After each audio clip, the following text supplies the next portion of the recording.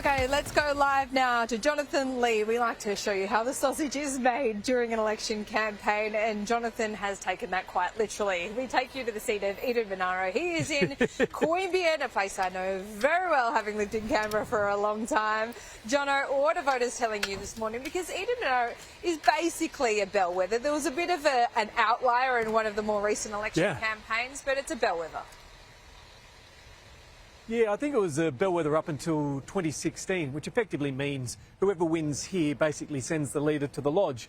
The person who wins this seat ends up joining the party of government. So it's a really good indicator. If you win Eden-Monaro, you normally end up winning government, which is the reason why journalists every 3 years come back to this area to poll the local people and get an understanding of what matters to them. We're doing it a little bit differently this year. We've got the Democracy Sausage Barbecue, so we're out and about meeting people. And this is significant because it's one of the original divisions, one of the first 65, Laura. It's always roughly marginal at 6.1% at the moment. I think it's very, very interesting that the first time this was won and held for roughly 25 years, it was done so by a protectionist party, which was all about tariffs. Fascinating to think that the better part of 100 years later, since 1901, we're back talking about tariffs and Trump again. Many people here, though, tell us that they're very over modern politics and the two leaders of the major parties. They're largely unimpressed at the moment. Tell me, how would you describe this federal election? Boring and too short. Well planned, I think. Well timed. We need a bloody change. I think Liberals should be in there and a little bit more of a Trump personality there happening. Very happy. Then we'd be good. Is the cost of living hurting you, locals? Yes. Yeah. Especially if you go for a beer. Yeah. It's terrible. What are we talking about? $8 a scooter.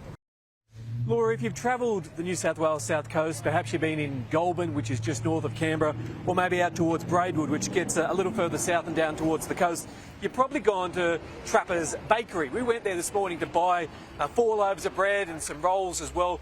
We chatted with the owners there about the cost of small business. It's fascinating because they're now spending more than $2 million annually when it comes to salaries. In fact, those working over the long weekend are getting paid more than $60 an hour. More than $60 an hour if you're a casual, $57 an hour if you're actually a mainstream member of the staff. This is how they explain the cost of doing business at the moment, especially when it comes to energy prices. This looks impressive. Yeah, it absolutely is. We've got about 40 different varieties of sweets that we've got on display. What's it take to keep a business like this going? It takes a good manager. My daughter's a bloody lot better than I am. It started off with Dad back many years ago as a rabbit trapper, and then it's just progressed. And now it's a family business. Our electricity's gone up over 30% in the last 3 years. Wages have gone up, water, gas. Yeah, lots of things have gone up in the last few years. It's not just all your general costs, like all your electricity, gas, water, that type of stuff, but all your food costs have gone up. Thank you for having us. Me, I don't mind it a little bit. Laura, the locals are coming up for a bit of free food, a bit of tucker. Sorry, sir, but the onions aren't quite ready yet. I will give you that. You can take it away. Thank you for being a part of democracy.